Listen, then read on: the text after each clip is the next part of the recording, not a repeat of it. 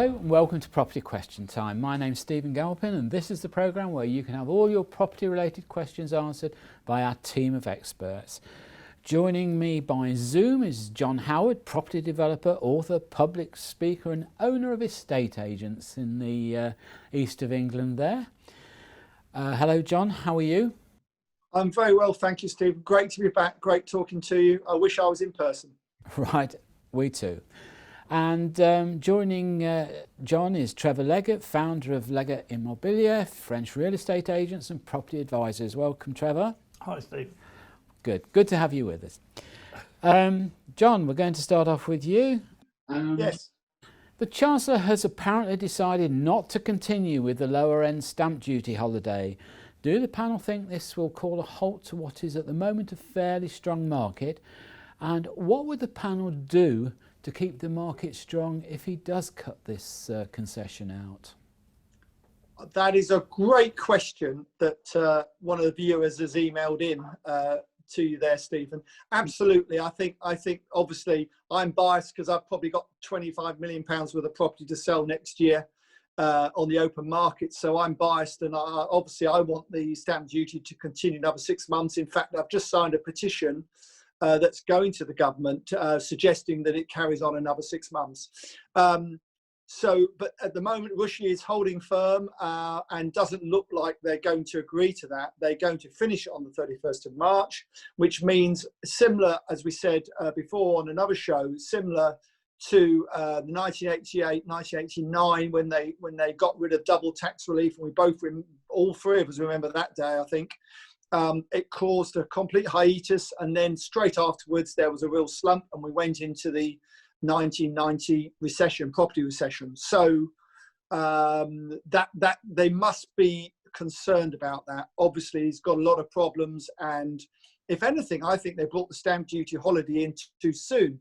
I would have started it from January for a year, not before then, because actually we're all doing quite well when we came back from the lockdown. You know, my sales and my developments were quite good and my estate agencies were good. So I don't think he needed to do it. I think they panicked a little bit. And the reason they wanted to do it was because they know that the people spend 5% on average. The value of their home, they spend 5% in the first year spending money on carpets, kitchens, furniture, whatever. And that's what drives the economy. And he's got to be very careful because this could kill off the economy as soon as we come out of the holiday period, the stamp duty holiday period. It could really cause a problem to the economy. Well, John, that's what they announced they're thinking of doing. So what would you do to keep the market buoyant or at least active? Well, if anything, I would if they're going to insist on getting rid of the holiday period, I would taper it down so it's not quite as attractive as from March, say, till September, to make it so it's not a cliff edge. That's one of the things I would do. But you can argue it's a penalty, this tax. It's a penal tax on people moving around the country. And of course, the government are going to want people to move around the country because there'll be jobs up in Newcastle that there aren't in London and so on. And people can't move if they're paying a lot of stamp duty on the homes they buy. So, you know, I think it's a very backward step, and I think they really need to look into it. And certainly I've spoken, obviously I'm close to my MP here in Ipswich because I helped appoint him. But I've spoken to him on 2 occasions now to speak to Russia on our behalf and try and get some sense into them. But do you really think that the negation of that duty relief will bring things to a pretty quick crunch? Well, history tells you it will do, Stephen. If you look at, like I said, 1989 and the double tax relief when that was taken off. So, you know, when anyone gives a date when something finishes, there's a massive panic before that, which then creates a vacancy afterwards. You know, and that's exactly what could happen, and it does concern me greatly. Okay, Trevor, what do you think? I think you've got a point, but I don't think it's just about stamp duty. I think also interest rates are a major, and more than anything, not just interest rates, but the loan to value or mortgages from banks is going to be probably the most critical aspect of all, because you know, when banks and building societies start to lose confidence in the market at the moment. It's strong and confident, and it can go very quickly the other way, where they start to lend 90, 80, 70, 60% loan to value, which is a far bigger problem because obviously, no, I agree with that. Yeah. You know, and at the moment we've already seen signs that banks are asking for bigger deposits. Yeah. And that tendency may continue through 2021, I feel.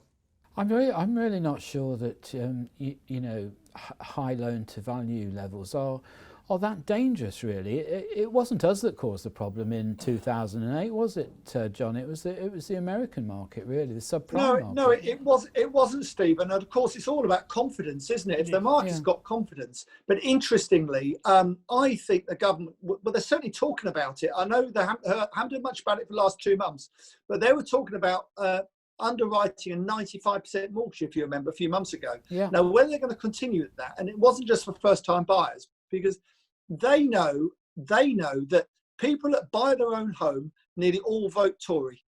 They know that because they're aspirational and they're forward-thinking. They want to get on in life, and that's the market they want to capture. That is the market they want to capture. And the best way of capturing it is that the secret, then, John? Allowing people to buy their own home. Is that the secret, John? You vote Tory and you get on in life. When you canvass for the Tory party, the big areas that vote Tory are the new estates, the new houses. No, you're right. They're the ones that vote Tory. Yeah. Okay, all right. Thank you for that, John. Trevor, your question.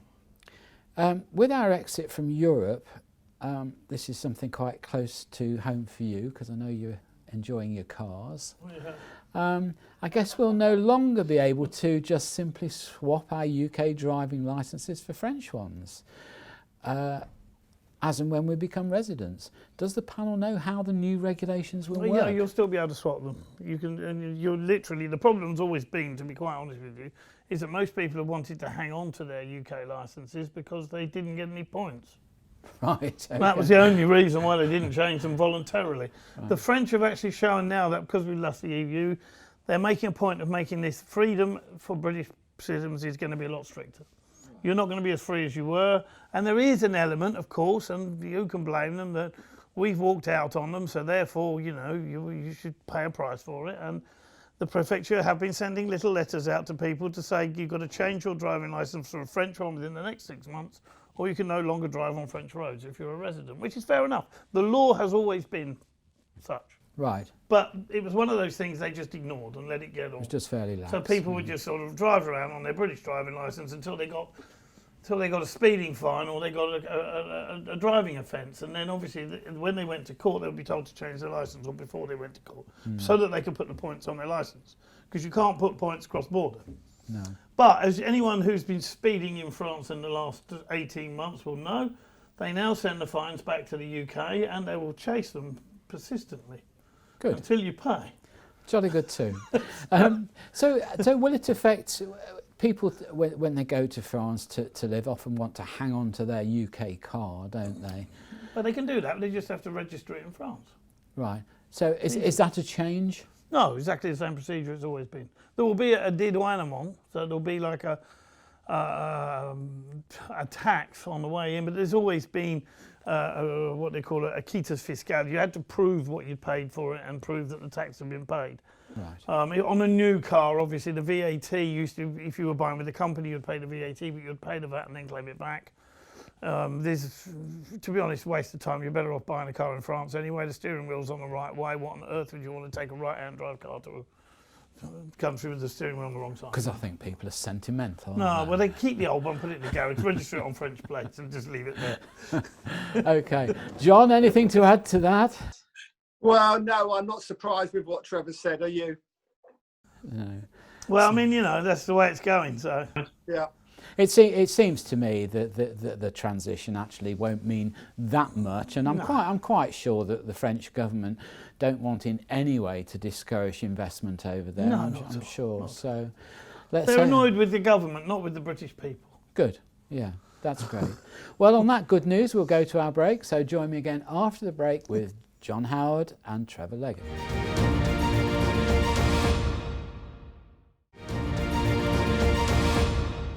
Hello and welcome back to part 2 of Property Question Time. I'm Stephen Galpin and with me are John Howard and Trevor Leggett. So, John, your second question. I've recently been made redundant and I'm considering going into property development in a modest way. However, the enormous amount of punitive costs like 106 requirements, obligations re social housing provision, etc. are beginning to put me off. And I wonder how many others too. I realise that whilst it is the developer who initially bears these costs, eventually it's just passed on to the buyers, calculated into their purchase price. Is this not just having a negative effect on the provision of new homes? What do you think? Well, congratulations for going into the world of property developing and investing. It's a great world to be in. It can be great fun and it can be very lucrative. But you can also lose your shirt. You can lose your money. So you've got to be super careful. And to be talking about 106 contributions and so on at this point, when you're going into it in a modest fashion, seems a bit ambitious to me anyway. I wouldn't be worrying about that at the moment. I would be worrying about getting some decent, proper education, not paying a fortune for it. The best thing you can do is get on and buy a property. Decide what you want to do, get on and get cracking, get your finance organised, get your solicitors organised and get on and look at a property you want to buy that you can make some money on. John, because until you do that, it's like driving a car. Mm-hmm. The first time you drive a car without L plates on, you learn more about you and the car than you do all those times when you've got your parents sat next to you. So get on with it, take some education, learn as much as you can and start off on a modest way. And remember, I've got 3 golden rules. If you've just bought the property, you should be able to sell it at a profit without doing anything to it because you should be buying below market value. The second thing you should be able to do is to refurbish it and sell it at a good profit. And the third thing you should be able to do is refurbish it, let it, refinance it and move on. If you can't do all 3 of those, I would question whether you should be buying the deal in the first place. Well, there's good educators and there's poor educators. But the one thing is, if you're paying a lot of money for the education, you must be wary. There's a lots of information on YouTube and so on from a number of educators. It's all free. That's where I would start. See who you trust, see who you enjoy listening to, and take it from there. But the one question you must always ask them when you get to talk to these people is, how many deals have they done? What have they achieved in their career? If they can't tell you they've done very much, and by the way, then check it that it's true, then I wouldn't be using them in the first place. When I would always work out what you can afford to buy by the fact of your deposit. So if you've got, say, 40,000 deposit to put down, it means you can probably buy a property for 100,000 because you get a 60-70% loan to value. So that's the basics. And I would talk to mortgage brokers, find one that you enjoy speaking to and you can trust, and get them involved in what you're doing. The other thing you can do, and the one thing we're doing, are joint ventures with other people. So we invest with other people, and you can certainly find a partner at all these property clubs that are around the country at the moment going on.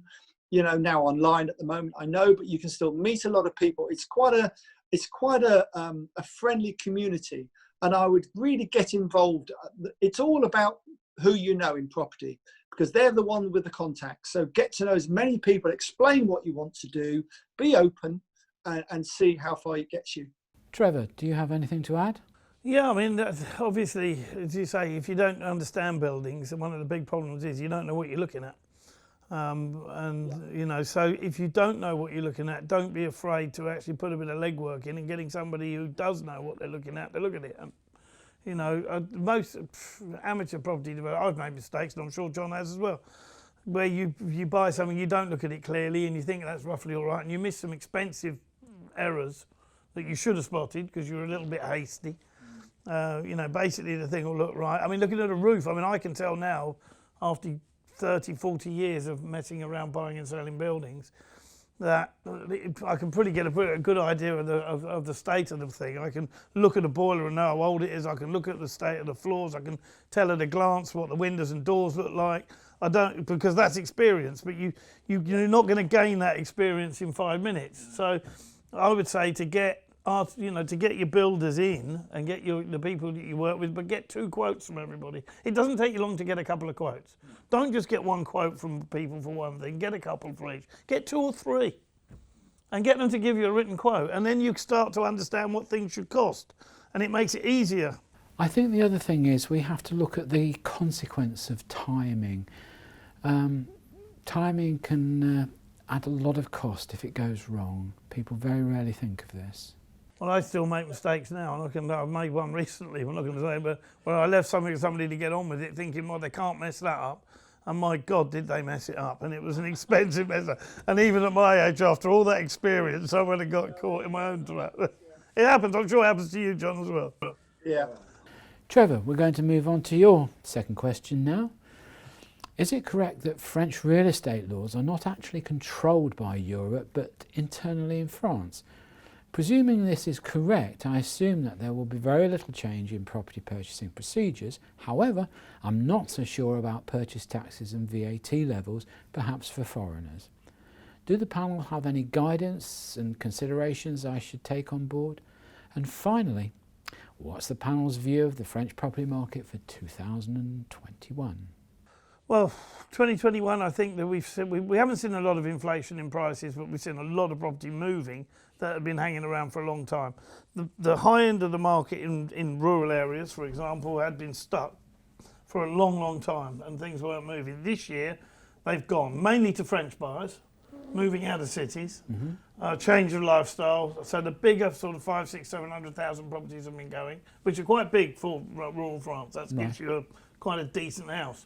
Your average house is between 250,000, but you get a hell of a lot of difference when you move into the 600,000, 700,000, and those things weren't going anywhere. They're hard to find in some areas now. I never thought I'd see the day that chateaus and big manors, the big manor houses and that sort of thing, were starting to get thin on the ground. They're getting very thin on the ground. Right. That type of property this year has just gone. And we're struggling to find as much of it as we'd like to. And in terms of procedure, is much changing? Absolutely nothing. The only thing, there's nothing on the horizon either to change. Stamp duty staying exactly where it is, the procedure's the same. Inheritance taxes are the same. No, nothing new. Okay. He's basically, Macron has got something that's working, and you're not going to mess with something when it's working. No. So the viewer was right to assume that French real estate laws are controlled by France and not by the wider European Union.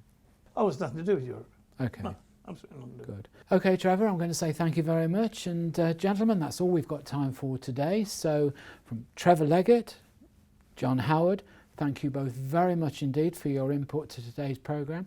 I'm Stephen Galpin. Join me again next time on Property Question Time.